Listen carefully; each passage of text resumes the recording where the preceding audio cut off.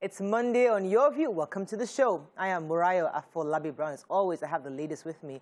Hello, NYMA, AKASHAT-ZIBIRI. Good morning. How you doing? Good. I'm not well rested. I don't sleep well outside my house. How was your weekend? It was nice. It was a working weekend. I took my children to be with my mom. So I drove Friday, Saturday, I drove on Sunday. Very unlike me. But this morning, I want to quickly help Auntie Bumi, Omosona, our producer, to do a shout out to her nephew, Ifedolakbo Omosona in the UK. Today is his birthday. Happy birthday. And it was fun yesterday at a friend's birthday. It is you that the producer will go to help them. That's nice. That's nice. Good to see you. How was your weekend? I went to Benin. Ah, yes. Nice. I went to Benin on Saturday, came back yesterday. And it was, thank God for safe flight, thank God for journey messages. I saw my mother-in-law, I've not seen her in almost about 2 years now. And as the party, I went for a burial. My friend lost her mom, and then I went for the burial. And I was like, I cannot come to Benin and not see my mother-in-law. And I made it down there. She was so happy to see me. She's in her 70s. You know, like, we're waiting to celebrate 80 very soon. And I'm so happy that I was able to get a few minutes with her, take a picture with her. She was telling everybody, that my wife be this, so now my wife be this, so, you know. So nice. It was fun. Grateful to God for life, you know. Hi, BC. Doing amazing. I had a family time on Saturday. So a friend of mine just moved to the Chevron area, and there's a pool in the estate. And so she invited us over. You need to see the way my son was swimming like he was just let out of somewhere. And we had fun. 2 hours straight in the pool. We had a good time. By the time we go home, on my way, I said, Oga, just buy pizza. Let's eat that. I'm not entering that kitchen. It was just a good time. We hung out, we ate, we had fun. And we are ready for work. I started working since yesterday because I have a lot to get through this week. How are you doing? My weekend was great. You know, when the dust settles, everybody's traveled home. Sundays, I go to see my moms on Sundays, you know. But we had a party, actually. But it just didn't feel the same, you know. But thank God. I mean, life goes on. I mean, very sadly, a family friend of ours lost a younger brother. Very painful. And medical negligence. In fact, I'm still putting together my own medical situation. That is my experience with my mom. See, I'll add it with this my family friend zone, so because it's something worth talking about. Yeah, whenever you're ready, please. Our overuse of antibiotics, the poor diagnosis, the fact that you can go to a medical center and they don't have all the various tests you need. So go to clinic for radiology, go to clinic for CT scan, go to clinic for abdomen. You know, it's just the ECG. Their ECG machine is not working. Stuff like that. We need a show to sit down and really thrash these issues of medical, because the young man that passed on should never have died. He had a heart attack, and it's something that he slumped. And he was slumped, and then he was taken somewhere. He's fine. They discharged him. Okay, go. Couple of days later, and this is something that, I mean, abroad they would have caught it. Really, really painful deaths. But you know, that's the Nigerian story. Nigeria not happened to us. Very, very painful situation. Let's go on a break. There's so much happening. And we'll come back. We'll go through the front pages of the papers. Stay with us. We'll be right back.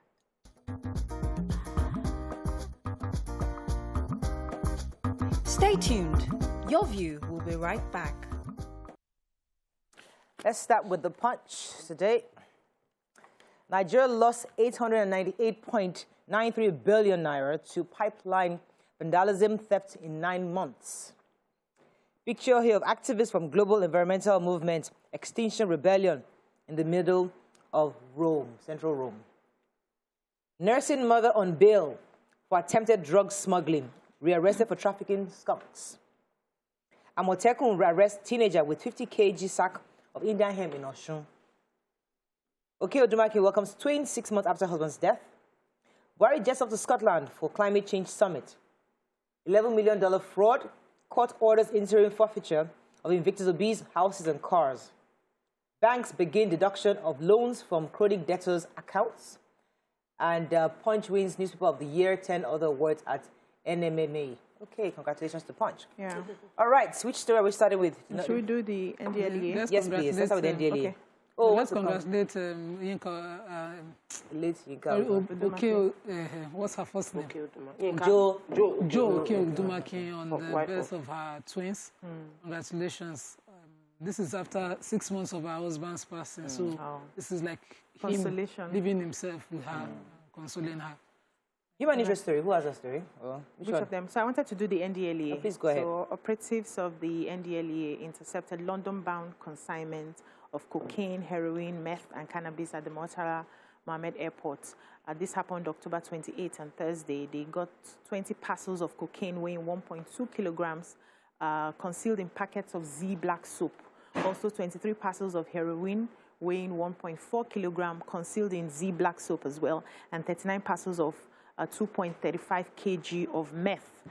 They said October 21, they also intercepted 7.35 kilograms of cannabis, and that was also, hidden in tablets of black soap.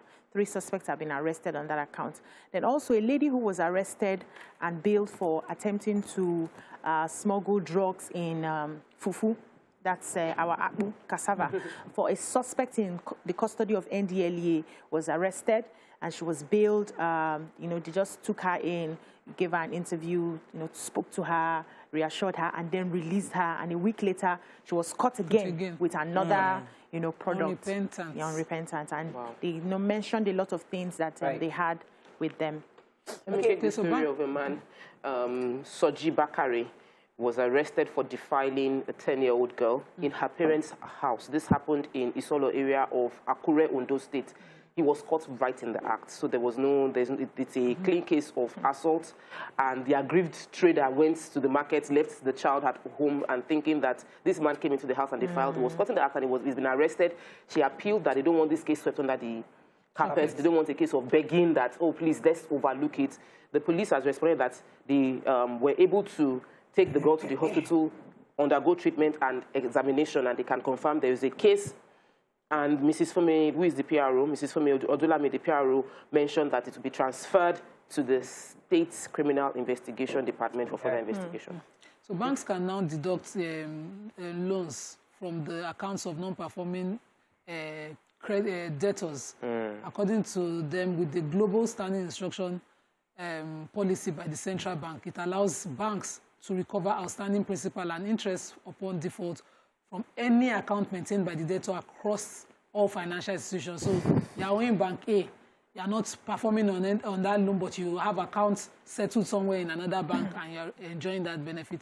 The banks can then move in, thank God for BVN, trace it, move in, and deduct from source. So this has really helped, reduce the amount that we have from non-performing loans for the year 2020. All right, so I have the story. Our president has gone to Scotland for climate change summit. For me, that's not the news. The news for me is that he will be he's expected to address and highlight Nigeria's key priorities and action to tackle climate and climate change, as well as our progress. That's what we are doing on the country's transition to low carbon economy. For real? Wow, I'll be really happy to hear that speech. I really want to know exactly what we're doing. If I didn't hear carbon, I would have said yes, I'm doing some things. It's not every single day they're passing in this country. As long as we don't have power sorted out, the rate of emission from Nigeria would continue to skyrocket without being properly measured, because they're not measuring what is going on here. I don't even understand. Every house is powering with generator, which means that's just how I want to live. I have another story. So Amoteco Corp apprehended a teenager suspected to be dealing in Indian hemp in Sabu area of Ogun State. They had been on his trail for a very long time, and then he was caught with a full bag of Indian hemp, and they're suspecting that he's actually working for a drug baron in Oshobo. So by the time they arrested him, they now asked him to call his boss to come bail him out. The guy did not show up. So they have moved him to DSS in the state, and investigations are ongoing. Okay, the EFCC had been able to secure temporary forfeiture of Invictus Obi's properties, 2 of them in Abuja. Let's not just go into the details and the cars that they met in the compound. Okay, moving on very quickly now to The Nation. 2023 PDP governors in depth move against Atiku and Saraki. CBN set rules to fund 100 firms in 100 days. Ogun is expecting 300 billion naira refund from federal government on fixed roads. Rivers Reps Caucus flays siege to Odili's home. And while I visited President by Tinubu, Zenith Bank posts 180 billion naira profit in 9 months. Okay. Our nation also sweeps 16 honors at the NYMA. Congratulations to them also. Okay, which story are we taking? Punch? Major headline. Major headline, please. So, the PDP has finally been able to create a national working committee, and the governors actually influenced every seat in that position. So the calculation now is that the governors are now extremely powerful because they picked everyone in that committee, and the committee has been ruled to be the one to pick the presidential candidate.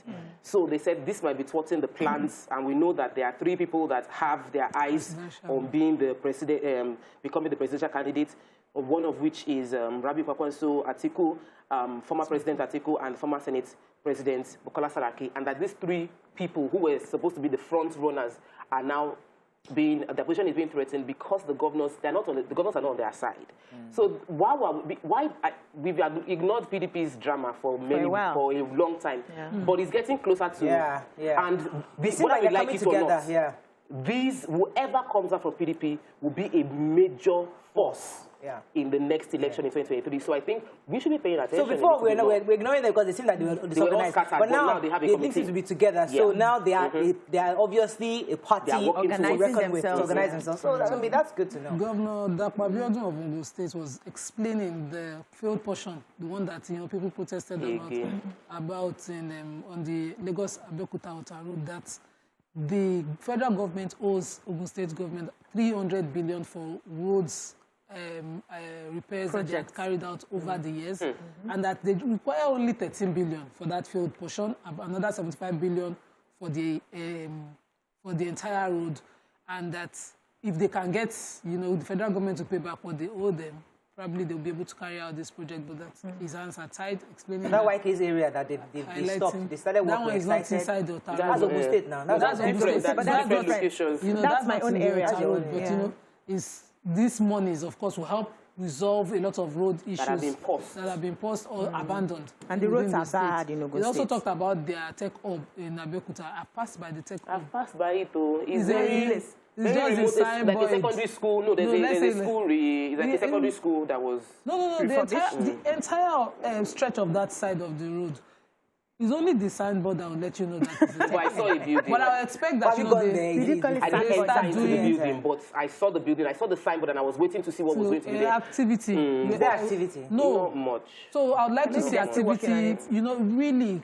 It's good that we should have one, and let's utilize it. What hospital we visited in Uyo for I don't know if it's functional now, Sha. I hope that is useful now, because that beautiful edifice that was then it was empty. Human capital. Okay, any other story in nation? CBN. Yes, please. Yes, so the Central Bank of Nigeria released a framework designed as a guide to select 100 targeted private companies for financial support in the next 100 days. So they said they will advertise, they will screen, they will scrutinize, and financially support the 100 companies in these 100 days. And this is one of the policies of CBN to support companies that are struggling, especially in COVID-19 times. They called it the 100 for 100 PPP. That's policy on production and productivity. And it will be anchored under their Development Finance Department, which is going to be under the direct supervision of the CBN governor. They're going to be taking on, for companies that they want to work with, they're going to be taking on new projects, projects that need them to get in new machineries and ensure that these companies have the potential to upscale, in production for domestic consumption and also for export, and among other things that they wanted. Proper implementation of this, and no connection, getting it. Let me just explain why the president, former governor visited the president, because it's really simple. He said he went to visit the president before the president's trip, and people asked him why he went to visit. He said he was returning the courtesy call on him in the UK when he was sick. That is a sign of good leadership, that the president, when he visited him, that Asiwaju Bola Ahmed Tinubu, cheered him up and wished him well, and is happy that since he's strong enough, he also reciprocated that visit. Any other conversation was private. Okay. Let's go on a quick break. When we return, we continue with the review. Stay with us. We'll be right back.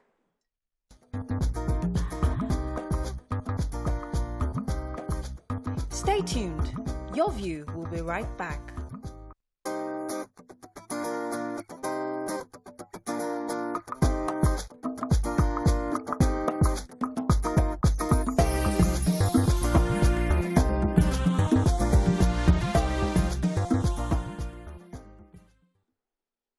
Thanks for staying with us. Moving on now to Daily Sun. 2023 poll, North will back credible candidates, says NEF. Southeast monarchs, religious leaders demand Kanu's release. PDP convention, how governors shared NWC seats. London-bound cocaine, heroin, meth seized at Lagos ports. Bribery trails nomination of judges in Abia. Catholic bishop tasked INEC on Ekiti and Anambra global polls. Odili, Wike gives FG 48 hours to unmask attackers. And picture here of the PDP guys having a great time. All right, let's start with the bribery. The bribery. Go ahead, please. So, according to the Sun report, the Abia State NJC is presently nominating those who are going for the seats of the state judges. And according to the report, it is a minimum of 15 million for those who are candidates. And now they've over-nominated what is required. So I think about 10 judges seats are vacant, but because people are paying up. Right. So according to the report, one magistrate who wanted to become a high court judge had mortgaged a family property for that money. Goodness. And then paid, only for her to find out that they had already overshot the list. So it was impossible. It was uncertain whether she would make it after paying. And also the shock of it made her fall. She fainted and died. And the family members then decided to ask for money. They've gotten part of the money back. And this has, of course, made the state report the entire list and those in the NJC to the DSS for investigation. This should be the peak of purity. In fact, those whose names have made the list have been given to DSS for vetting. Okay. But I don't know whether they're investigating these bribery allegations. And if those that their names go through were also bribed, if they bribed. Most likely, because if they are collecting money, it just shows that everybody paid. Let me take the major headlines. So NEF, that's the Northern Elders Forum, has said that they will back any candidate from any region for the 2023 presidential election. According to them, they said they don't want the president to emerge as a product of ethnic or religious pushes. We don't want a president that will be answerable to a particular part of the country. They want somebody who is credible and would see Nigeria as a whole. So that's from the Northern Elders Forum saying that they wouldn't back just anybody. And I think this is important for us to see more of these groups saying the same thing. So it's not about which side, what ethnic group you're from, what religion you're from, but it's more like who is going to move this nation forward. Because 2023 is a critical point of our democracy, and we need to get it right. Yeah, so the Southeast Council of Traditional Rulers and Representatives of Igbo, archbishops and bishops, are calling on the federal government to release IPOB leader Mazi Nnamdi Kanu, who's been in custody, DSS custody since June. And they are also saying that if that release is done, this will show courage and statesmanship as part of what the federal government is doing, and to also help to de-escalate the heightened insecurity in the Southeast. They are also asking the federal government to de-proscribe IPOB as a terrorist group, that they will keep calling for dialogue. There are other places that they've had issues like this, and then the president was able to give ears to the people and they resolve the issue. So they will keep calling for dialogue. They are asking the military to demilitarize the Southeast and, as a way of, getting lasting peace in that region.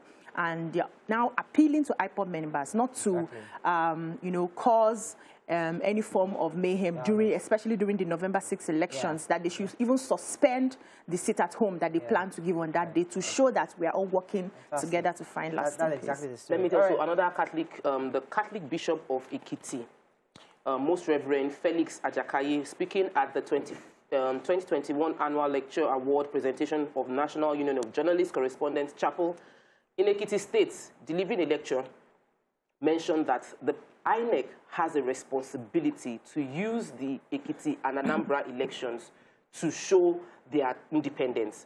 That usually around election times, a lot of things happen, but this is a time for the INEC officials to present themselves as totally independent. Also now warning electorate to be wise, that around the times of elections, he has observed that many different political elements that just come once in a while will come up with an empowerment program. They would emerge and do one program, feed people, and the next thing they will disappear for the next 4 years. He's asking that voters should be careful and that anyone who emerges the winner should not have a winner-take-all spirit and should accommodate everybody, serving everyone, even those that did not vote for him. All right, the point.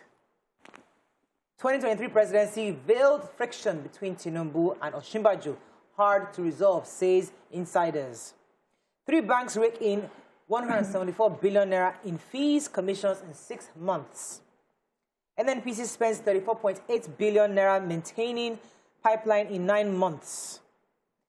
Tenure elongation, political class may hijack constitution. 1 killed as suspected thugs clash over politicians' cash gift. Okay, I thought I saw the former governor of Lagos State and the current vice president hugging each other recently. So I don't understand what this I don't understand the story is major about. headline, but I was like, maybe after the... I was just wondering where this. Because when I tried looking at it, and I didn't see any basis. You know when they are saying an unknown person said, an unknown person said. So there's really no. Okay, they say okay, say insiders. So a 25-year-old man, Yakubu Mujitaba, was stabbed to death after a political rally. So they went to have that rally, and then the politician gave them money to share. And there were 2 rival groups. They were fighting over how to share that money, and that ended up in a fight, and 1 person was stabbed. They took the corpse of the boy and dropped it in his father's front yard, and the man was complaining that he just saw his son stabbed and he doesn't understand what happened. But then the group, his group where they stabbed the dead person, the group now came back for another reprisal attack, and clashes have been going on, things have been happening, people are running and hiding in their homes. I really do not understand why we still have to share money for political rallies. This is what we are talking about, where the youths need to take up this sort of position so that we avoid having politics that we share money for people, for thugs, because they were clearly thugs and cult members who went for that political rally. It comes in the circles now. So as a politician, you go somewhere, they say your constituency. Your boys. Yeah, your boys. You won't just take and share, and then they can't share properly. Yeah, go ahead. The group general manager of the NNPC, Mele Kyari, said that since January to September 2021, the NNPC have maintained our pipelines with 34.8 billion naira. That's the securing of pipelines from vandalism. But the report and the point says that only for the month of January and the month of August this year did the NNPC not pay any money, but they had a breakdown of how much were used to maintain pipelines. And the same report, they decried how vandalism is still happening and how much we are losing as a result of vandalism. And then he also enjoined the communities where these pipelines travel through to please do their best, because those who vandalize pipelines are not the locals, and they're not the ones who suffer the impact. They are elites who make money off of this. Right. So the banks, 3 banks within Nigeria made a total of 174 billion naira in fees and commission within 6 months. The 3 banks, GT, Zenith, Access. And the Point did this research to show that a lot of fees are being charged.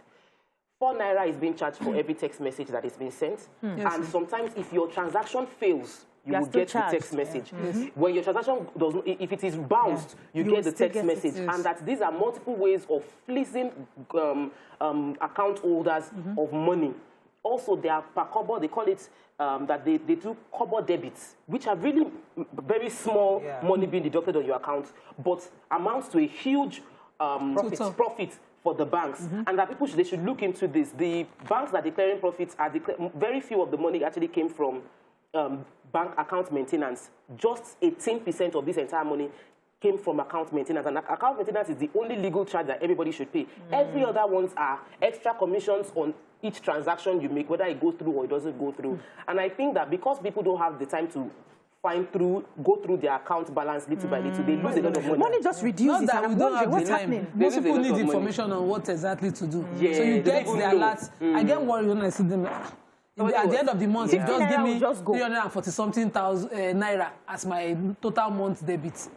Like, it's a topic we should discuss probably with an economist that can guide regular Nigerians. Let's even know what the policies are. Because there's a planning, these people are making money, and Nigerians are being impoverished by these small policies. And I think because we've never prosecuted any of all these cases when we find out. All right, our final paper this morning is the Nigerian Tribune. Southeast monarchs, bishops, others. These conditions for peace in Unibol. I think you took that story already.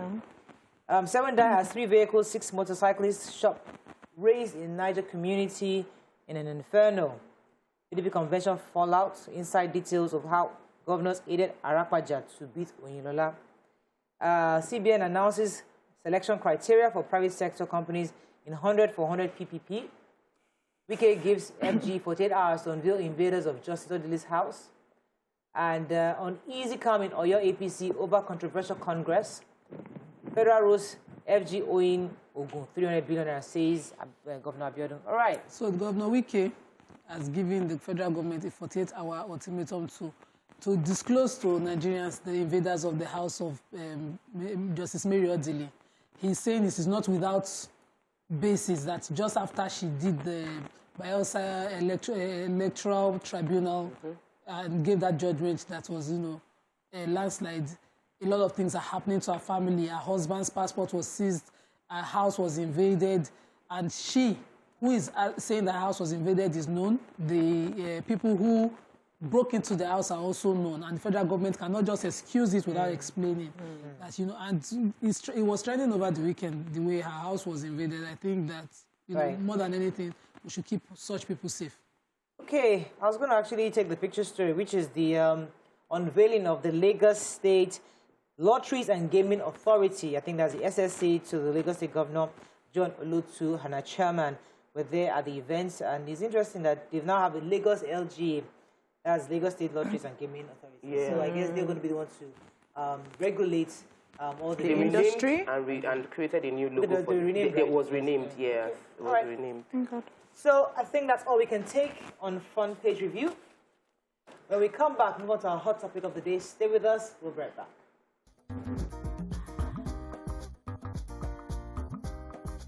Stay tuned.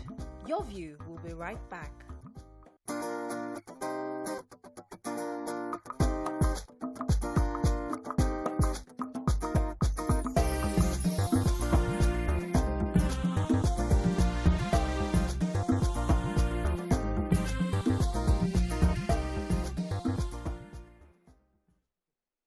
Thanks for staying with us. So, over the weekend, we came across the story of a female student of the University of Nigeria, Nsukka, who has been threatened with expulsion after she went almost nude to dance at an event at the school premises.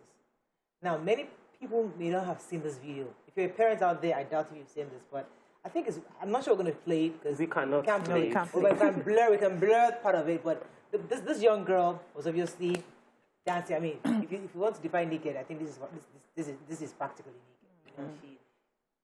It was really disturbing to see. But the question really is, yes, she did something that can be seen as inappropriate. Of course, it's in school. But there was a school official that then was angry in his outburst about what she did.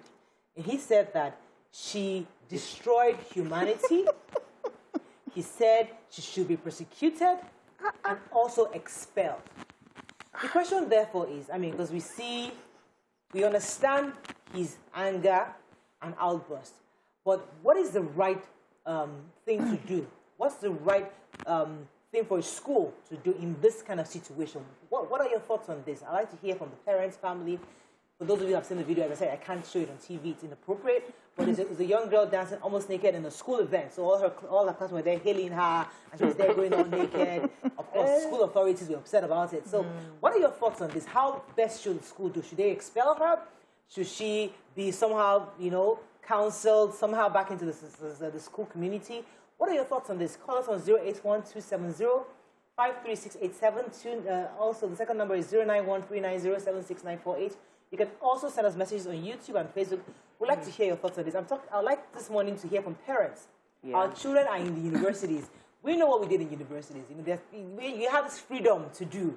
But social media wasn't there. Yes. Because if social media was there, then there's some things that you'll see. So social media is here now. So your kids are there doing stuff.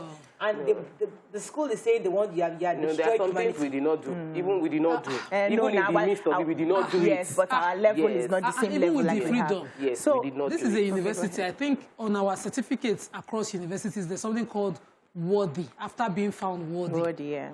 You're supposed to be schooled and educated. It's beyond just, just getting a degree. I remember in last Sudan when we heard about 9 people who were found and some were convicted, some had been found in some behavior and some sort of defrauded school or something. And they recalled their degrees. That means you're already in your workplace and your workplace is written to that this person no longer has a degree from this university because they no longer represent the values of the school. So your degree is not something you just...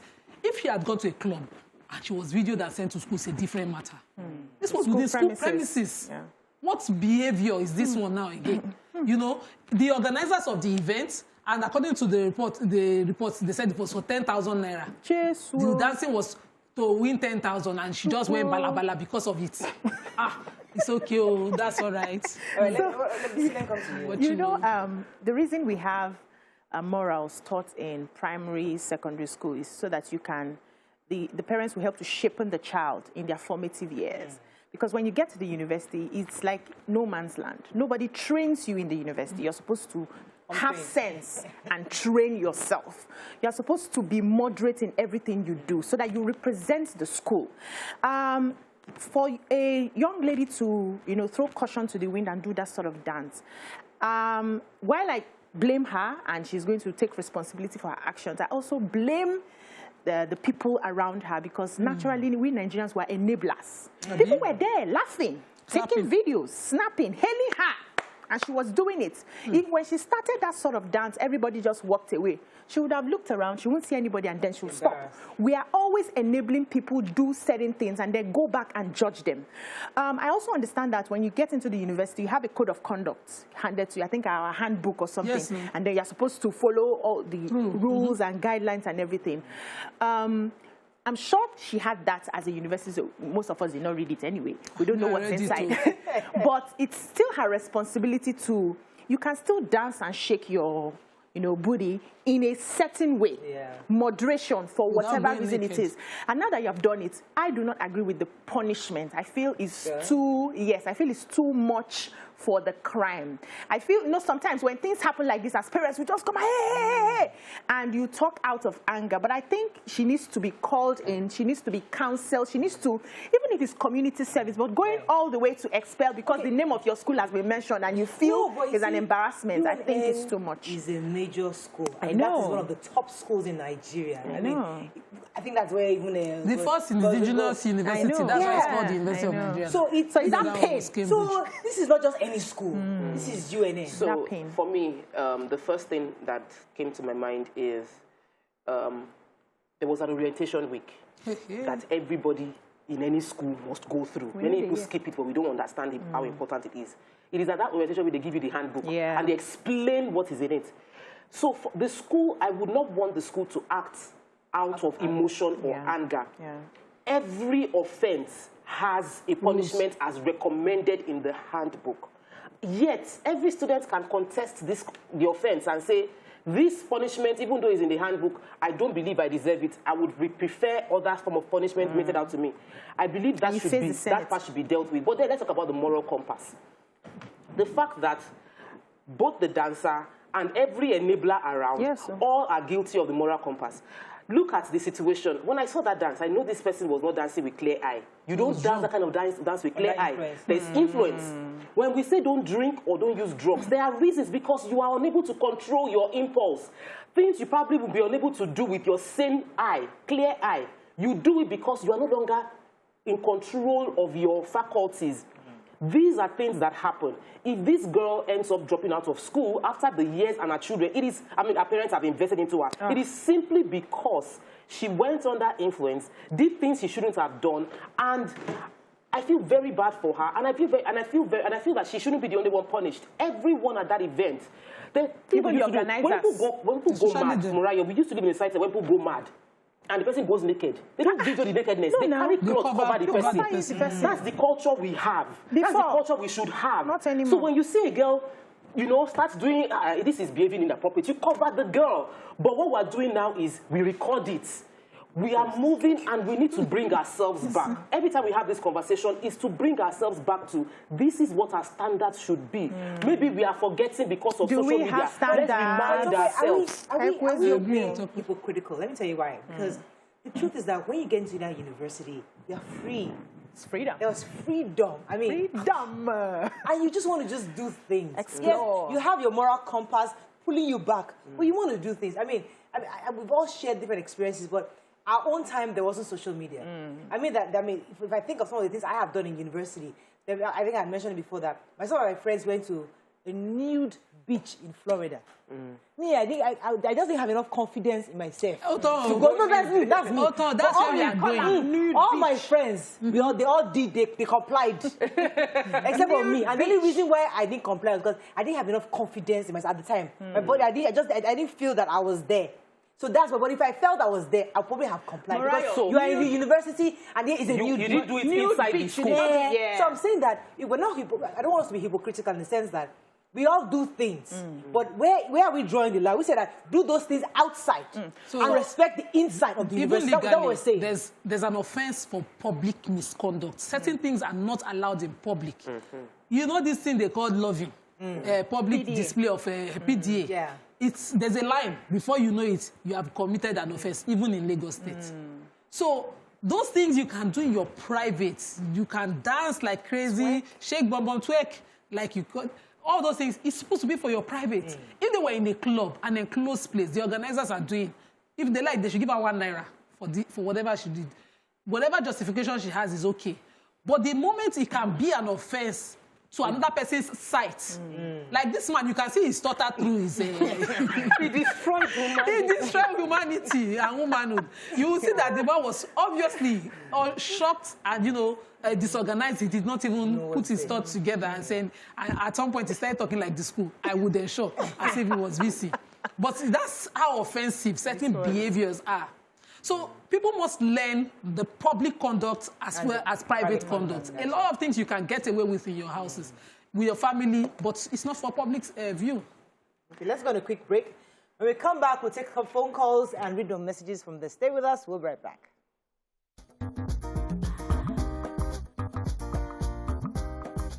Stay tuned. Your view will be right back.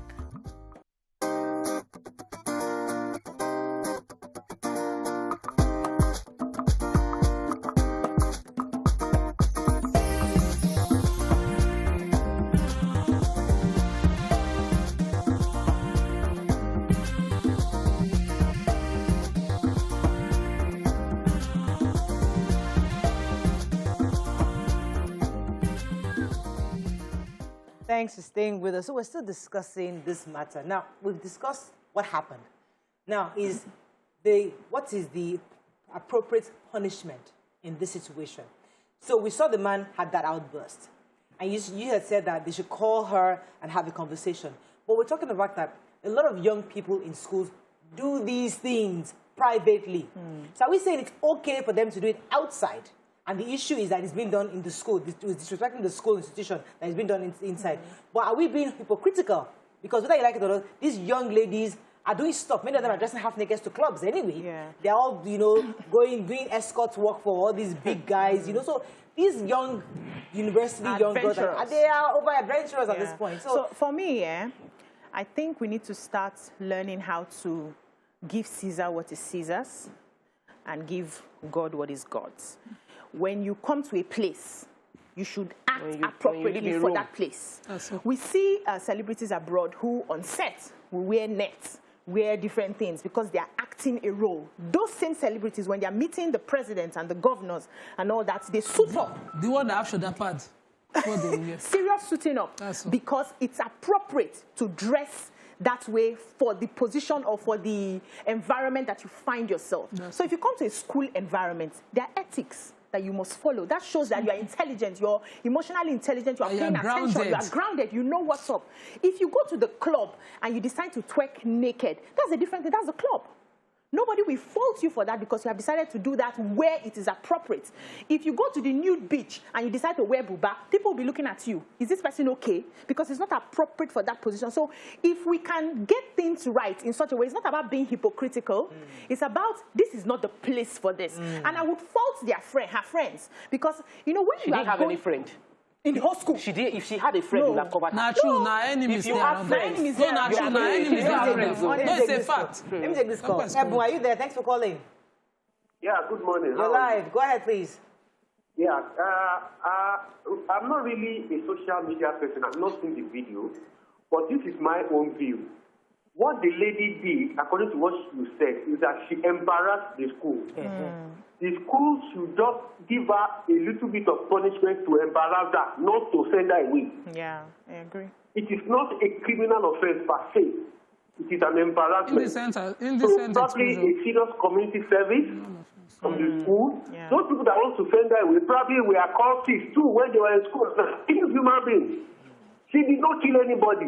Yeah. Thank you. You understand? That's a little bit of community service. So she didn't commit a crime. No. She did in a position, indecent, minor crime. Indecent exposure. Yes, I understand that, but she didn't kill anybody. I mean, that's what you're trying to say. That there are ways of making sure people like this are. So bringing us to first, let me quickly just say that she does not have any friend, because we pray that if at any point in time we want to embarrass ourselves, that God will give us friends that will prevent us from embarrassing ourselves. So she didn't have friends, number one. Number two is that, yes, there is a lot of debate on the gravity of the punishments that is being hinted, that she might be expelled or prosecuted, rusticated. Those, for me, are very, very strong words to use here. I believe that she should be punished. Because when we don't, we set precedents. A lot of the things that have been happening is because one person did it and got away with it, so I can try it. So if we don't create punitive measures for issues that we don't want, whatever we don't want to promote, we must make a decision to publicly isn't her go away from behavior also an indictment on the school? Because you can't try that in a Covenant University. You know that this school, you can't try that in a school. You know the kind of school that you are in. So maybe even in the school. Even in the school, it's not an indictment on the school, because if it is an indictment, it would have been a normal thing. It's not normal. Everybody frowned at it, so it was not a normal thing. So if they don't want it to become normal, they need to punish this very well, so that nobody else will try it again. Exactly. But like I would say, let it be a public, embarrassing thing. Maybe she's sweeping the floor, or she's washing the toilets. She's washing all the toilets every day in a way that is really, really bad. No, somebody will enforce it. Yes. Look, let me take this call. Good morning, are you there? Mohammed, are you there? Right, you're listening to the TV, Mohammed. Are you there? Yeah, I'm with you. You're live. Go ahead, please. Yeah. Good morning. Yeah, good morning. Good morning. Good morning. We can hear you. Welcome to the show. Welcome to the show. Yes, I wanted contributing into this very important case. Yes. Yeah. So my contribution. Yeah. You are listening to the TV. I'm following the program. My contribution is that when we view our environment, considering the social ills. I have to disconnect the call. He's listening to the TV. I also want us to focus on the organizers of the program. Exactly. You're organizing a program in an institution like that. You should have ethics. When she started that dance, somebody should have called her that, don't go there, do it this way.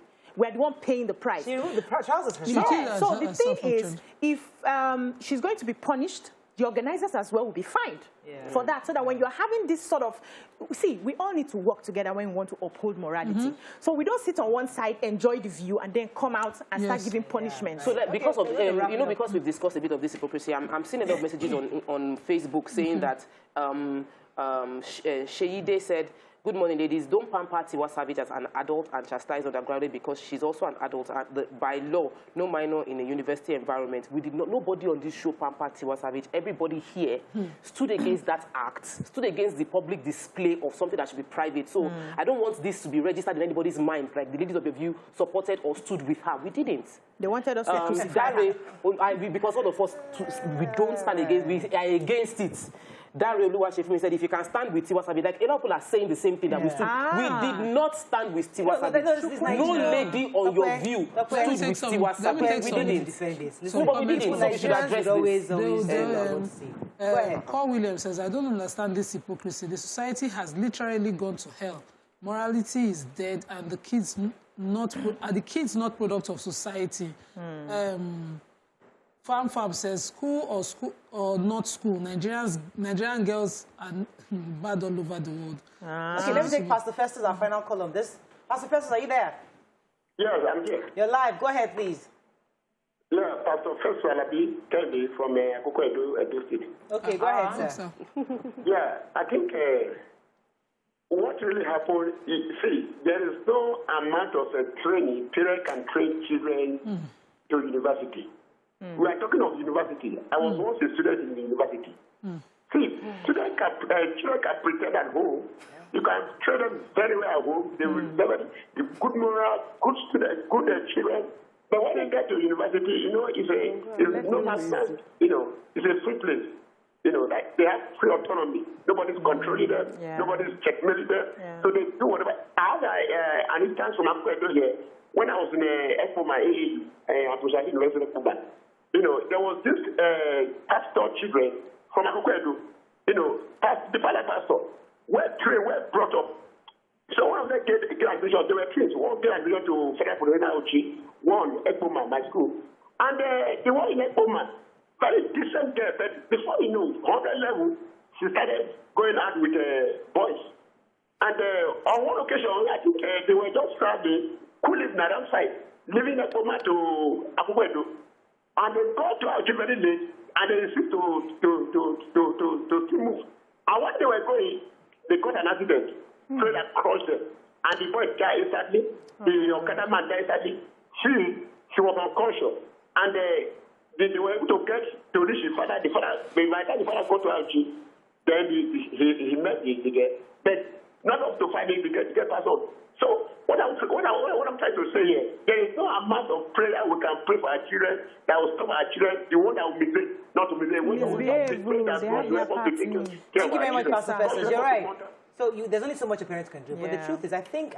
some conversations... Do you have any final comments? Okay, there's some conversations that are important that you tell the child. I used to be told that behave like a royal. And truly, you would never see in England that any member of the royal family want to go and do this kind of dance. You carry yourself, and anytime you're in public, just like BC said, there are certain occasions that you carry yourself the way you want to be addressed. Yeah. So if you carry yourself properly, if you were a Dangote's child, for instance, or somebody, or the president's child, and you climb table without going naked at a club, and it will make headlines. But if you're a nobody, you will not. So all this behavior, you carry yourself properly, for young girls especially. I can't imagine the amount of money that, that was the price for this dance. That got to this place. So, all of us as young Yoruba people will hear this, what your moenti won't she. So there are two sides to that statement. What is meant for you to, that means what your moenti won't she means remember the child of who you are. So you are one. As a parent, you must make the right, exemplify the right values for your children, and then remind your children to live up to those values. So there are two sides of that coin. So parenting, you must exemplify right. Next level, remind your children to live up to the right things. And like the pastor said, at the end of everything, you just have to pray that they fall in line with all that you have taught them. But I never did this, and it was because there was a serious drumming of what you must never do in my life. So we also need to do that part as parents. Did they do events in your school where you needed to compete for something?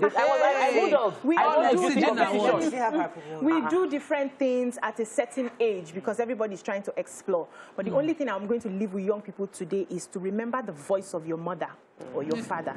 When you are in excitement and everything, remember that voice and remember where you're coming from. That's it. But if you want to stop people from doing, we are young, we are growing, we're teenagers. I'm still 16. For me, I think I agree with everybody, and I'd probably like to also echo what Pastor FESTUS said, because there's only so much you can do as a parent. You do everything right. And when you send them into the world, they are free. I wasn't with prayer. I wasn't just left to school. I went to how many 3,000 miles across the world. I was by myself. I was practically. I did everything. I wanted to do this, I wanted to do that. But the truth is that there's somewhere behind me. I have a foundation that, okay, I came here for a reason. Yes, there was a moment you try to you test cigarettes. You want to, because you're your friends. Cigarettes is like a normal thing. We will try it now. We carry big handbags, put tops inside, and go for. So my comment is that mistakes will happen. Young adults will do you make a mistake. That young girl will see that video in future and say, "Oh, it was an error. My mind was not. I wasn't thinking. I was under the influence of alcohol or something." So mistakes happen.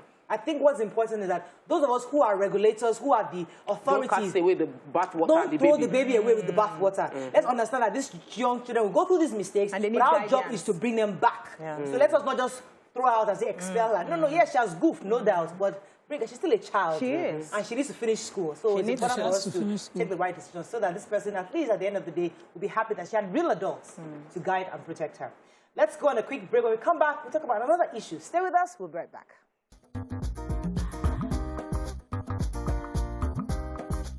Stay tuned. Your View will be right back.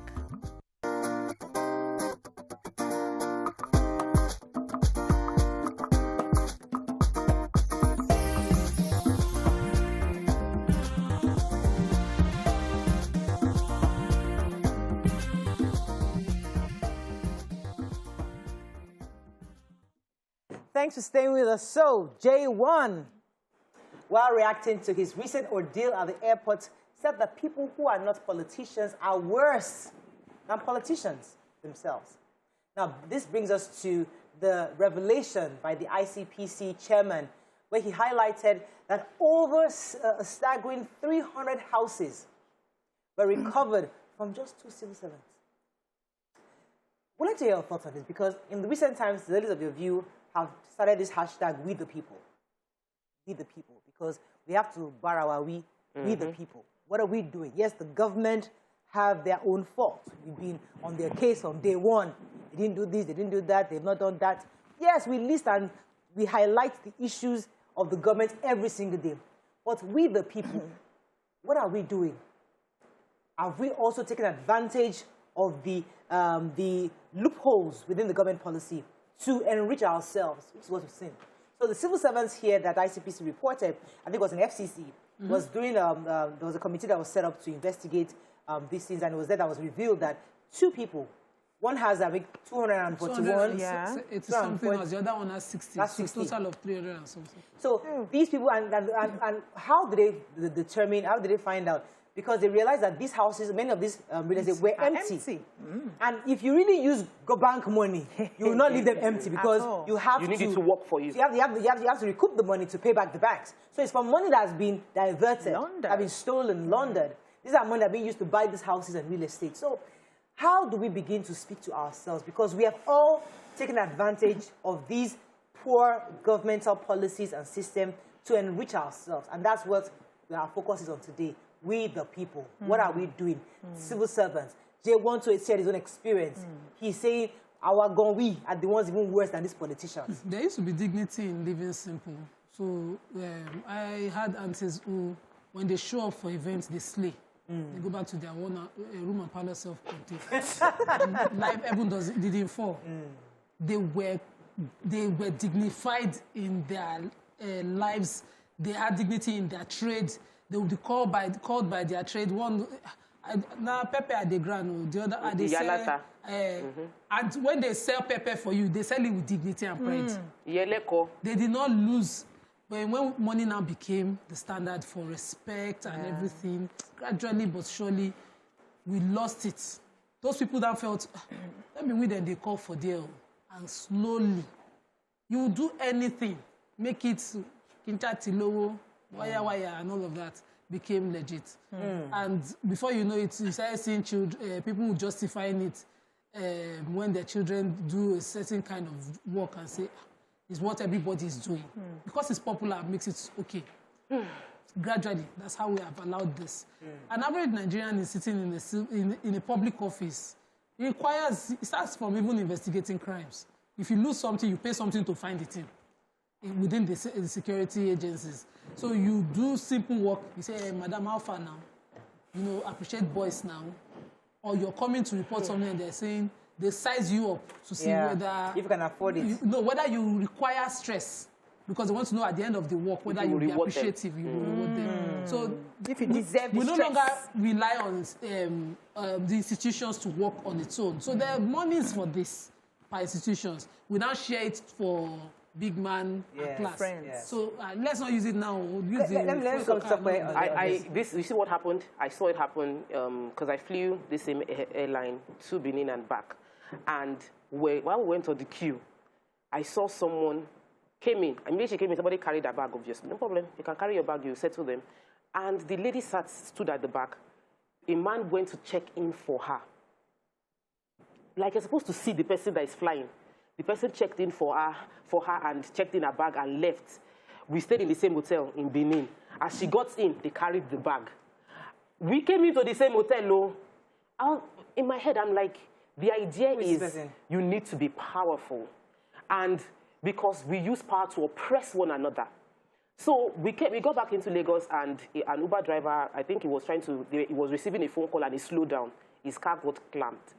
And he was taken to where the fan would make him pay. And he was shouting, if I was powerful in Yoruba, if I was powerful, what I would have done? I did not stay 1 second. I was taking the phone call to know whether I'm going to turn towards the old airport or the new one.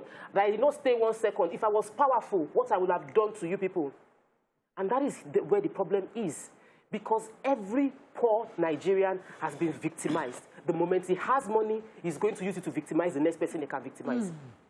So you see people carry escorts. Reason? I don't want you to mess around with me, because if there's an escort in the car, everybody will let them go free. So everybody is struggling to be rich, not because they really need it, but so that they will not be oppressed, and so that they can oppress other people. And the greed, the stealing, we, the people of Nigeria, have been oppressed. So the next time, like what Seun Kuti said during Celebration, the debate said, if you make anybody powerful in this country, the first thing they will do is to find a way to oppress other people and empower themselves, even if you think they've never been rich before. So until we deal with the issues from the foundation, we won't get a solution to the problem. This happened with airline. We've had cases where commissioners would grant money to a project and ask for kickback. So how would the roads get done? How would the hospitals get built? We, the people of Nigeria, are the ones sabotaging our own success and our own opportunities from us seeing the development we need. We are the governments. If you give a Nigerian a table and a chair, they automatically become a god. I read that thing in secondary school, and over the years, I have seen it play out. You have a housekeeper, you have a help, and she takes over the house, and then your visitors come, and anybody who mistakenly asks a question, why did you give me this stew instead of that stew? She takes it like they want to come and usurp her power. That is the typical Nigerian man. And one of the reasons we are faced with this is because we're all trying to survive. We're still at that level. Maslow's hierarchy of needs. We're still at that lowest level, which is survival. And everybody is struggling to survive and pull the next person down because we have lost a sense of identity. We no longer know who we are. We're being defined by our qualifications. We're defined by the money in our bank accounts. We're defined by the hair we're able to wear. We're defined by the clothes. We're defined by the trips that we take. We have allowed external things define us, and we have lost the crux of who we are, which is a human being, which is supposed to love, have empathy, relate to other people as themselves. No, we have lost that. So if you do not have this power, or you cannot show that you are big in this area, we will oppress you, and when you get it, so we amass wealth, we keep it. That's why you, as a civil servant, will steal money, and only you, 200 and something houses. Are you mad? Are you okay? What are you doing with those houses? Can you sleep in more than 2 bedrooms a night? You cannot even sleep in more than one. You can't only sleep in one. In my own house, there's only one room that I sleep. I can't sleep in all the rooms at the same time. You can't. So we have lost who we are until we go back. That requires a lot of brain transplant. I always say that. That requires a lot of mindset change. That requires deliberate attempts to ensure that we uphold the values that make us human beings, not just because of what we can get. That requires us not seeking external power. Everybody's looking for external power. What we need is internal power. Till we get it. We say this thing in the next 50 years. We are in the same level. So what we're talking about is because it is really hard to fathom how 1 or 2 individuals can actually acquire this much wealth. We connect that to the Zani's bra. Hey, did you see this $1 million? I mean, I think it's just so to what end? Won't it be heavy? It's not because you need it. Is that issue of I need power, I need influence, I need to be respected. So I like what you said earlier, that money has become the standard for respect. I mean, so how do we then ensure, how do we the standard, or how do I mean reduce the influence of money in our society? Why must we use money as that #1 standard to earn respect and regard from people around us? I mean, that's the real issue, the crux of the issue here. So in our civil education, in fact, the word contentment has become missing in motivational speeches. You have to go and get it, die trying, all of those things. So we must bring back those simple life standards. Peace, contentment, you know, the things that made things just simple, your own values that guide you, and that's it. When we were children, I went to Our Lady of Lourdes primary school. It was a Catholic mission school. The most beautiful things were easy, simple. And growing up, it just continued to, I'll tell you, if I wear clothes and they fit me, it doesn't matter the value. But as I was getting into secondary school, you start to meet people in class whose parents are, of course, in civil service, most of them customs then. And we didn't know the level of corruption that was possible across borders. But they will come and tell you, if it is not of value, I just bought it from abroad and all of those things. So we need to bring that back. And as long as, if it is within your own circle, your child, and then you work on your child, I work on mine, maybe the next generation will be able to continue with this same value of simple life. Not until an Invictus story happened or a Hush Puppy story happened, we will not start to preach it. That be content, be simple. But while this is raining, trending, we're all hailing money. You know, fighting for the money, and wherever there's money, that's where we want to be. Let me take this call from my cousin. I'll come to you. Good morning, are you there? Hello? I think I lost that call. Okay, go ahead. Okay, so for me, righting this wrong has been, and I think it's pre-colonial, you know, where some people had power, they were colored, they dominated, they empowered a few, and deliberately disempowered many others so that they can further their own stake on ground. So it will start from little things like dignity of labor. Let every human being be respected for what they do, regardless of what it is. You're a cleaner, respect the cleaner, respect the gateman, respect the secretary. If we go back into dignity of labor, we would help restore respect for human rights, which is the next level. When human rights is respected, people will feel less, I don't need to be a governor to be respected. I don't need to carry police escort to be respected. I don't need to carry police escort to be safe. I don't need to be extremely rich to be respected. Let me pause you for a second, because let me tell you why I'm pausing you, because you said something earlier. It's from inside out. If you are a cleaner and you don't have dignity in what you're doing, thank you. And you're waiting for NYMA to say or to make you feel like yes. So I'll let you respond. If you as a cleaner are a cleaner with dignity, with confidence, people will respect you regardless of the position you are. So even we the people, we have an issue respecting what we do. We look down on ourselves. Because we're looking at something else. May I ask to Mariah before I just want to highlight this example. Have you seen my driver? Correct. Would you know he's my driver? He looks like well dressed. He looks like DSS with his what's it called? Bluetooth. If you see him, he comes down. He will carry my bag. I used to beg him, leave my bag. I said, no, madam. He enjoys his job. Yes. My husband is saying, I shall not change my own driver because this guy has. He walks into this store with me, and people will come and meet him to pay. They think he's my husband. That is somebody who respects his job. I will never look down on him or talk down at him because he carries his job. So he's a driver, and he respects it. So let me tell you the stories that we hear, and which is why J1 has to take this up. Now, J1 is a popular figure. Because you are a Nigerian and you have dignity in your job, you do your thing simply, and it gets rubbed into your face that you are a nobody. It gets rubbed into your face that you are nothing. Over and over again, they make it so obvious to you that you have nothing, that you will wake up one day and say, anyhow, I must hammer in this country. No, it's a wrong mentality. That has been consistently pushed into people's throats. So you're a security man, you respect your job, you open the door, and every day, day in, day out, they are chipping away at your confidence, chipping away at your self-respect. They are making the inhuman treatment you face over and over again makes you feel like, this money, anyhow, we must make it. That driver yesterday said, if I was powerful, I would deal with you. That driver, the way he was looking, inside. It was so bitter. He said, because I'm a nobody, you did it to me. A trip of 600 naira and pay 15,000 naira, I will deal with this thing. That man can tomorrow go and do all sorts to make money so that he will never experience that pain again. He's not about self-confidence. You're very correct. Let me take Hassan. Hassan, are you there?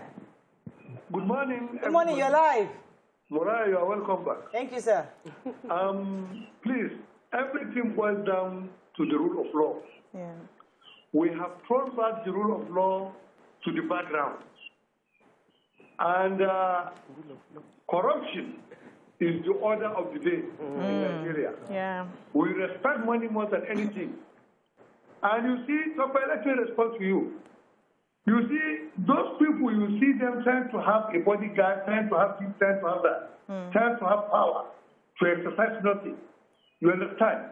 There are people that are empty. Those are people that have nothing to offer.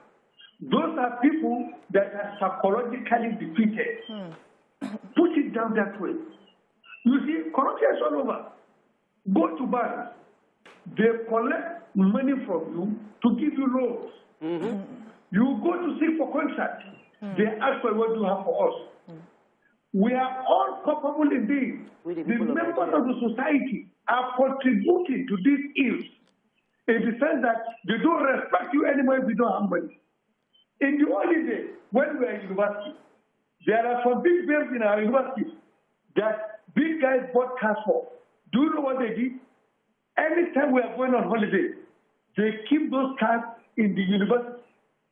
All the dress is bought for them by those big guys. We are kept in university because they dare not allow their parents see those things. But nowadays, contrary is the case. There is total breakdown of law and order in us. We should begin to talk ourselves. We should begin to have what they call spiritual regeneration. On each and every one basis, we should be asking ourselves, what are we doing to correct the ills in Nigeria? Not only Buhari, in our homes, in our place of work. People ask for something. What are we doing? We should contribute our own way. Good morning. Thank you very much, Hassan. Thank you. So there's something I also noticed that we are naturally entitled people and everybody feels they're better than the next person. So even whether you're a poor man or a rich man, you come into a place and you expect not to stay on the queue. And when they enforce that you stay on the queue, you feel you are being victimized. We need to address that. It's entitlement. The same people will travel abroad and they will stay on the queue because they know there's a system to hold them accountable. I also want to go to government. One of the reasons that we are not able to invent anything in this part of the world, no matter how intelligent we are, is because we are all fighting to eat. Survival. Abroad, you see somebody dedicate 12 years, 50 years, doing one particular research because they want to, create solution for a problem. They are not thinking of where the next meal is going to come. They are not thinking of when they are going to have power. They are not thinking of when they are going to have good roads. They are not thinking about those things so they can focus on changing humanity. Our government needs to give us the basics. We need that. Once we get the basics, you see this amassing wealth because I don't want my children to suffer. I don't want my great-grandchildren to suffer. It will reduce. I travel and I see people outside the country. They have a few clothes. They are not bothered about how to dress. You have 3 jeans, 4 T-shirts, 2 tops, and you're good. They are not. They want a car. They will get a brand new car and pay for a long time. They want a house. They will get and pay. Just have a good job and do your thing, and you are okay. They would have the time to focus on the things that will bless humanity. So when you have people who are still struggling to have people do shakara with Mr. Big's nylon. In Nigeria, yes. I went to this place today and I had this food today and you are bragging because we are so impoverished. The government needs to give us the basic things so that we can face other aspects of life and become better. Let me take this call. Good morning, are you there? Rosemary, are you there? Hello? You're live. Please listen to me, not the TV. Are you there? Okay, I think we lost that call. So there's an important part of what Tokwe talked about, the driver's experience. That's become rampant at the airport. Fans should do something about it. Uber drivers are, of course, used to walking around the airport, and these people make money off of them. Yeah. A short distance, you make a phone. It is normal to make a phone call, and a caller can mislead you. As long as the person can show their Uber app there on the Google, you should excuse these people trying to make money off innocent people.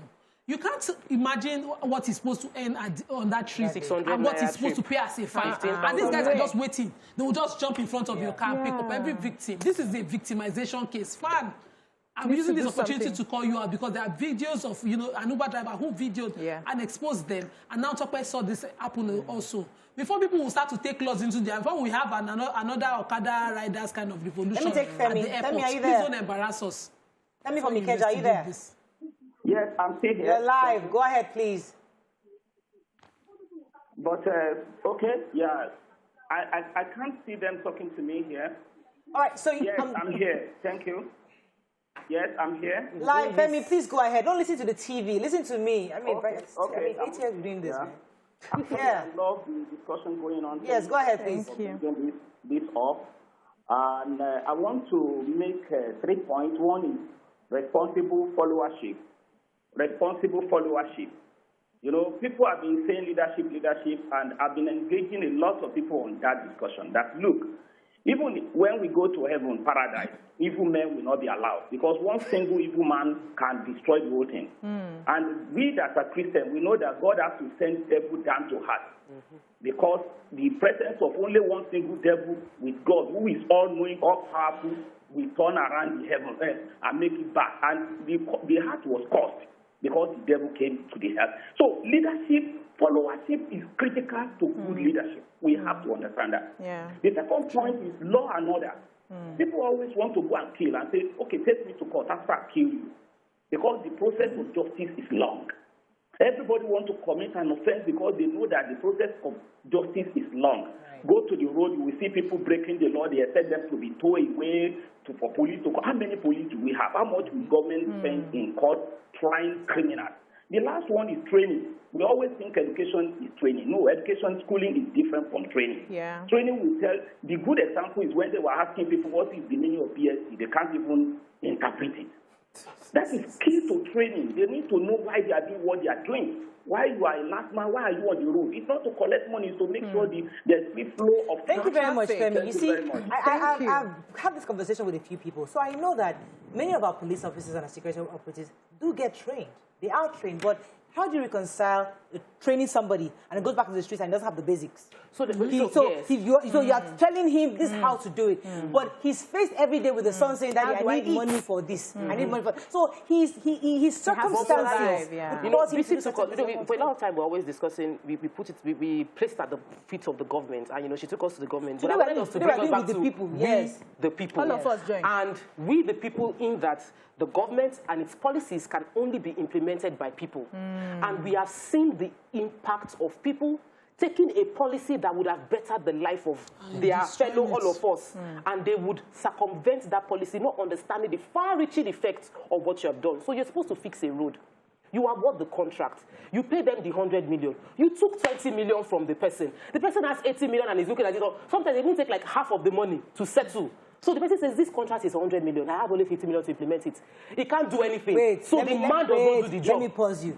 The person that is calling 20 million, he too is doing it because he has seen people who standing in line for pension. Yes. Wait, that for many years, his own father died standing in front of looking for pension. So he's trying to secure his own. So the pension, the pension is also people. Justify it. I'm not saying that the pension is also human beings. Yes. That we have 36 states in this country, and only 3 states or less than 6 states are paying their pension for their governments. Yes, sir. So whose job? This pension is only 5 states. All the states, other states are deducting from their staff salary, but they're not remitting. The issues are not just about it's we the people. Because we are the ones all of us sit up. The man that is collecting 20 million naira from your contract, it's not just because he wants to eat it too. Because educational system is bad. Yes, he has to take that child abroad. Get jobs. He has his mother who is sick. That one has to go abroad. So that 20 million is extremely important to him because he needs to make sure the child has to understand the impact. Yes.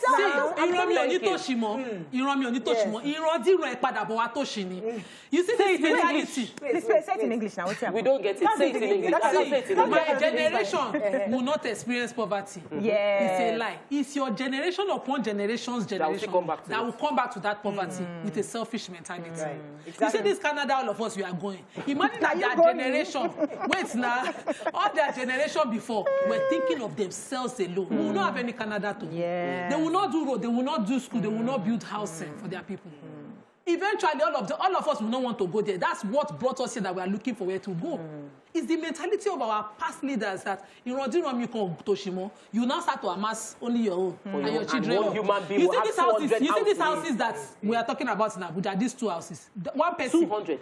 No, one person, the two people now, two sets. One person's son is 60. That one is small. The other person only 200 and something. That person that have 200 and something quality investment for Irodiro to Untio Nitoshimo. And the Irodiro, eventually, when but let's assume that the investment even paid, he sold it, he gave it to his children. Those Irodiro, they will not lack the peace because the people's whose entire entitlement. Let me talk about the Irodiro for a second. Let me will come there and attack it eventually. The Irodiro, first of all, travel abroad, right? In fact, they go abroad very early. So they are already in the American system. You know, they're not even interested in anything in Nigeria. So you now get all this big property. You're children are abroad. They don't know who they're not interested. The houses are empty. So now the 200 houses now there. Nobody to live. So what you now die, they bury you, and families start fighting over 240 houses. That is they know now. That is even because the bank's property. So we are now you come right back. We come full circle. Full circle. But not solving the problems. The problems that late Latif Jacon they try to solve in housing. If everybody copied the model by now. Imagine where everybody will be. We'll be dignified. I grew up in a 3-bedroom flat in a housing estate. So, you know, Nima, we'll be dignified in our own house, but we will not steal to build a go mansion. Back to leadership.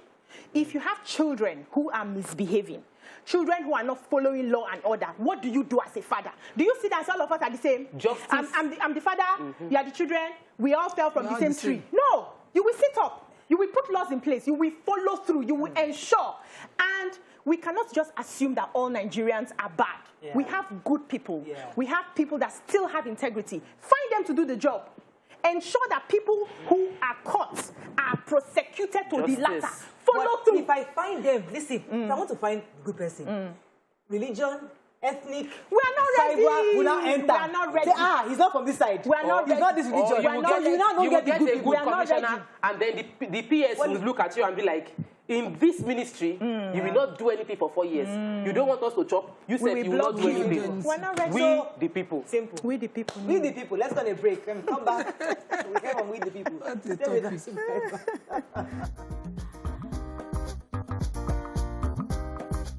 Stay tuned. Your View will be right back.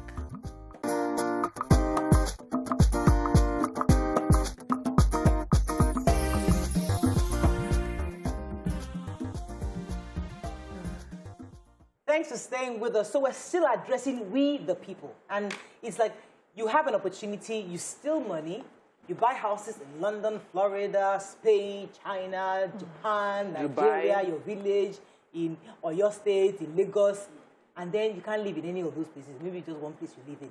Because I remember there was an article that said that Dangote was going to sell one of his houses abroad, saying that he hardly goes there in a year. So he's spending money maintaining the house, and this was many years ago. So we're now asking ourselves, when we amass this wealth, to what end? So these two civil servants had together 300 something properties across FCT. And we're saying that we are the people hurting ourselves.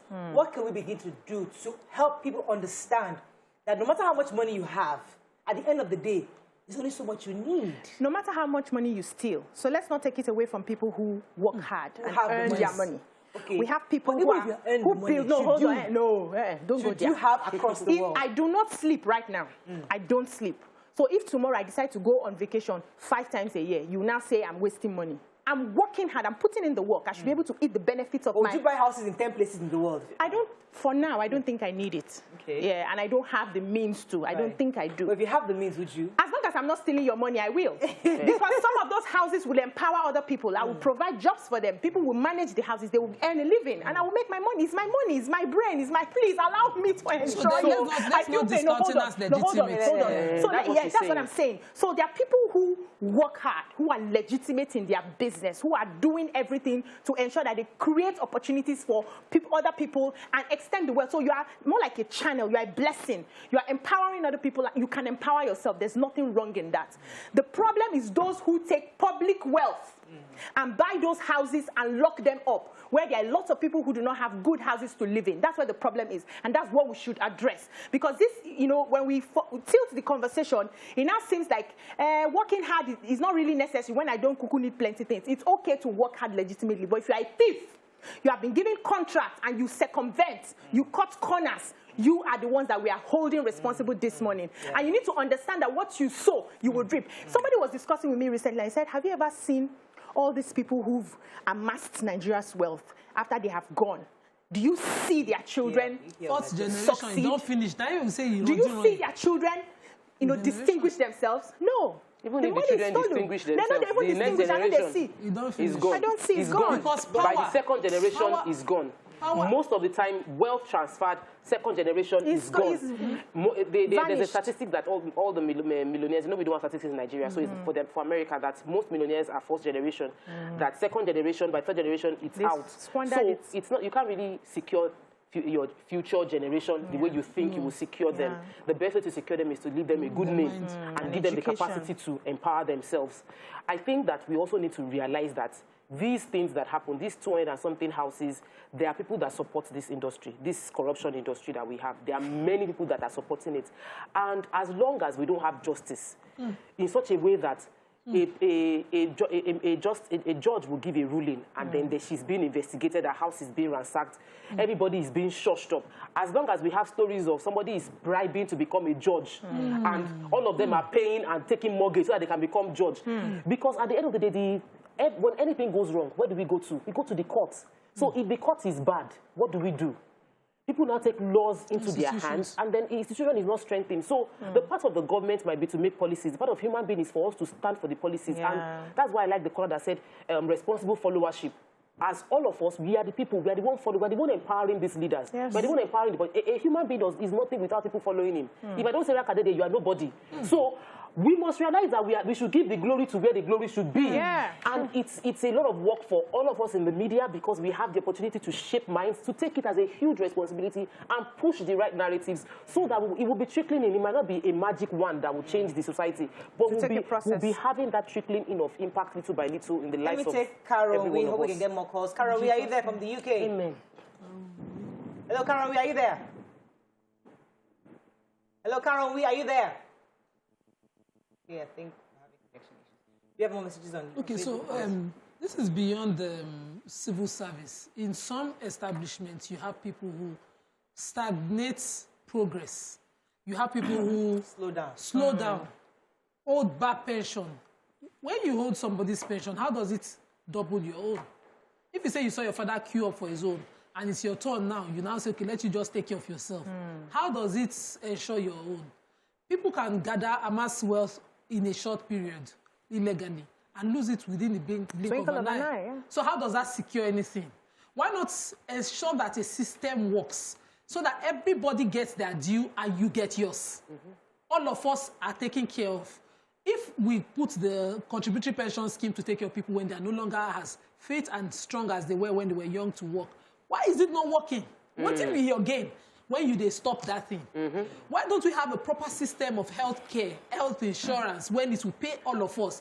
Rather than say, let me amass enough so that I can just go to another person's country and get medical tourism and take care of only myself, when eventually you can only take care of yourself.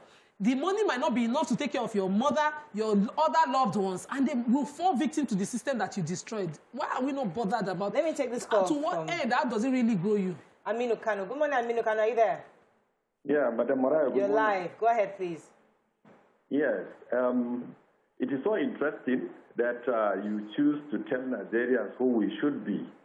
And, all of us have a responsibility. And responsible citizens, that's what makes a country. If any country that you see, that you envy today, there are no people from any part of the world that went to their country and make them what they are. We should, as Nigerians, be very mindful. We have a country, good one for that matter, with diversity, with all what anybody can envy. but we refuse to be responsible citizens. We should be, irrespective of our differences, we should be responsible, very responsible for that matter. That's where the leadership comes from.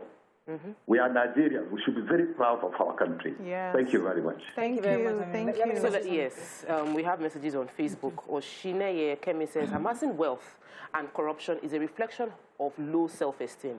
Some people are so poor that all they have is money. Engineer Toby Martin says, slavery mentality everywhere. We are our own problem in this country. Until we admit that we have a problem to tackle, there will be no solution, and we will still go back to eat our vomit. Engineer Toby says, a white man told me that we Nigerians are very rich, and I looked at him that he doesn't know what they are doing, that we have oil, but they have a very good system that is working for them, that the difference is in our mindset. So I think that we should also, the mindset thing is also very important. People don't want to, we have a set of young people now. I've been trying to recruit marketers. I've been putting the advert over and over again, not one CV. I say I want customer service secretary, everybody's applying. Why? The kind of job that you will not have to, there's no, like the metrics are not there to say, oh, how many did you close? Results. This is it. So just to be answering customers, everybody, I've gotten so many CVs for customer service. Easy way out. Customer marketer that I will say, here is your target, do the work. We don't like that kind of work. So there is a mentality of hand me, I want to make it easy, and let me just dance on social media and make money. Prayer points, you go. Yes. You walk like a unicorn. And ants eat like an elephant. That's the prayer point. Let me take this call. Good morning, are you there? Hello? Hello, good morning, sir. You're live. Go ahead, please. Yeah, thank you very much. Hello? We can hear you. Please listen to me and not the television. Go ahead, please. Okay, yeah. I just want to contribute to what you have said there. Just two things. First, I think NYMA talked about the fact that they provide basic things. Just like her too, my mom, as a P&C staff, was able to subscribe to a Jakonde estate, and from her little earnings, she was able to pay gradually. And when she retired and I started working, I was able to pay off the remaining part of the stuff that she was owing. That's one. So there are those basic things which government should provide. Be that as it may, we have a very, very poor consequence management system in Nigeria. Yeah. That is why people think that they can do things to get things. It's insanity for somebody, for two civil servants. Okay, the highest civil servant is the permanent secretary. A permanent secretary does not earn 1 million naira a month after all deductions. So how come two of them will own 304 houses? It's insanity. And if they are doing it because some other people have done it and they have gone away with it. Yeah. You see, so until we start a proper consequence management system in this country, I'm a thief. Oh yes, I'm a thief, but somebody has stolen before me now. What happened to him? That is what is happening to us in this country. So we must. Thank you very much, sir. I like that. Did I keep person? I just stole. Yes. Thank you very much. So it's changing our mindset because we're going to wrap up very soon. I think we need to drive this conversation somewhere. And it's about how much importance we put into wealth, into richness, into money. Not just even, wealth is different, but when you just collect the money, you're not even sure what to do with it. If it's to come together, you could maybe you're all a bunch of thieves, and you come together and say, let us build a hospital. And we will see the hospital that you built, and we know that people are using it. Maybe we will look the other way. But the fact that you steal to buy properties for yourself, you now use pseudonyms that that is difficult to trace. And what's even more painful is that these are houses that people need. People are homeless. So you can do it legitimately. So you could have stolen money and build houses legitimately for people to it doesn't make it right. That's what that's to pay for. That's what I mean. You can pay legitimate investor. No, what I mean. It's not still at all. No, you can do what Okpa is doing. Provide housing solutions for people. Kidnapping. Sometimes, because when you don't have so much, you don't understand. I had a conversation with someone, she's into real estate, and she was telling me that, Okpa, when you look at your account, when you have 300 million naira, not even billion, 300 million naira, that is your own, not any customer's money, that you would realize that all this hustle, like you cannot spend. Like you will spend, you cannot finish it. You will just look at it that, what am I hustling for? He said, because we're always looking for, he said, you can only sleep in one bed, that she has escorts, that she always tells the escort that, beg, don't announce me, stay in the office, that they keep insisting she should have an escort when she's going out. Because this is legitimately made money. Because there's so much lack of opportunity for people to legitimately get there, we are using corruption to acquire. There are opportunities for legitimate money, and we need to encourage people to follow that line. But it takes a long time. That's the problem. And we want quick, yes, we want money. Children are growing fast. They want to go to university. The parents are getting sick. They want to go to the hospital. You know, you want to travel. Your children want to go abroad. They want to pay for school. When we they can want the money today. Mariah, when we can solve the issue of our systems. Yes. And see, Nigerians are very, I'll use the word cheap. We are not looking for too much. Give us an enabling environment, healthcare, good one, where I will not be thinking about my father back in Delta State, not having the ability to go to a hospital. He can take care of himself. Give us good food, give us good roads, give us water, ensure that we have access to quality education. Nigerians will create opportunities for Nigerians. They will not be bothered about how do I eat and steal and hide. They'll be bothered about what solutions do we bring to this community. I've identified this community. They need this, they need that. Let me go and think. I've studied this, I've done this, and I've done that. See, we will still come back to this same issue if we cannot have a proper system. Our problem is foundational. And I want to take this message here. James Lincoln says, there is no better Nigeria. Oh, no. Okay, there is no better Nigeria. We need to go back to our original foundation.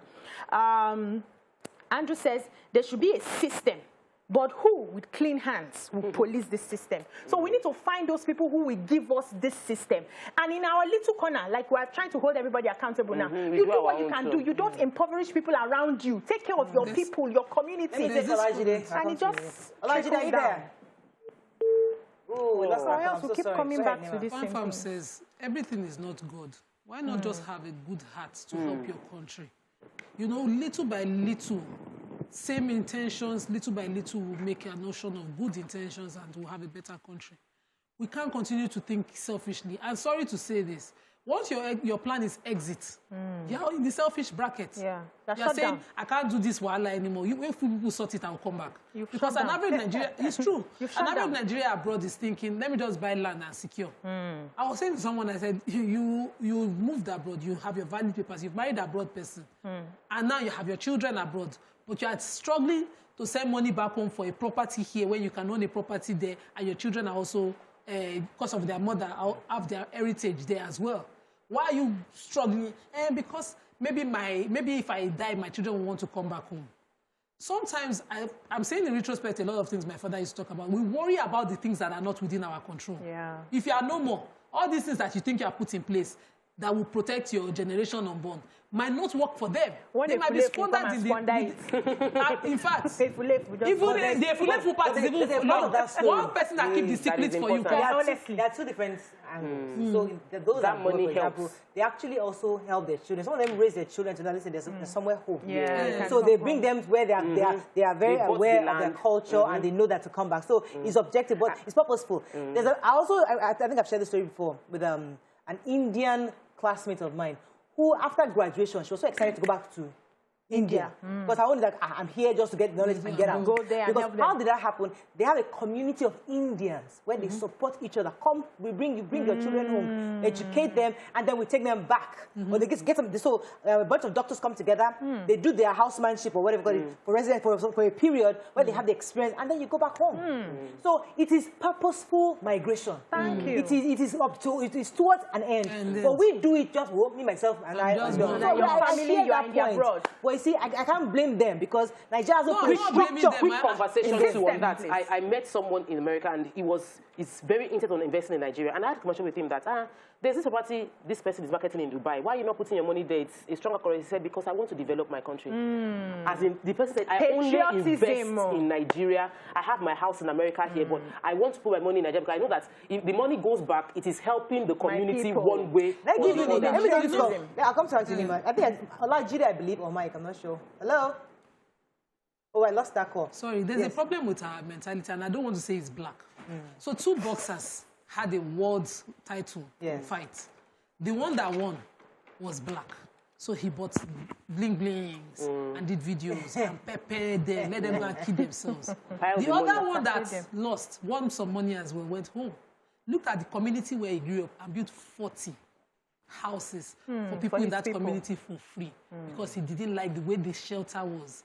So the money to what end eventually, if it is not for selfish gain? We do not have a collective mentality. Please, Mariah, let me just quickly say this. There's a conversation I've had that when we go, Andrew Carnegie, all this Ford Foundation, billionaires, millionaires in the developed countries, when they die, most of their fund go into a foundation that is a charity that continues after them.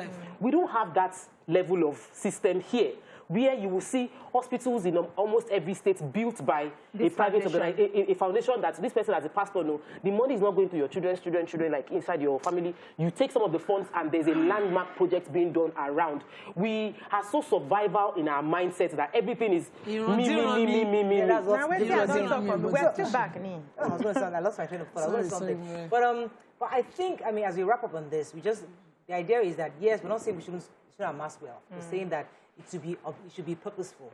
You know, it shouldn't be about me, myself, and I all the time. Because that's what these two civil servants did. Simple. It was about them and not so much about the community. Because if they had come to the government and said, yeah, please, I have this estate I'm building, what can we do to ensure we get people mortgage plans to have homes, that would have been better. But many of them were empty. According to the chairman of the committee themselves, most of them were empty, and that's what attracted them to the authorities, saying, why are these houses empty? Obviously, they down traced it to realize that they're from stolen funds, and that's why they were trying to hide. So we need to understand that nothing survives in the Dead Sea. The Dead Sea is a body of water that does not move.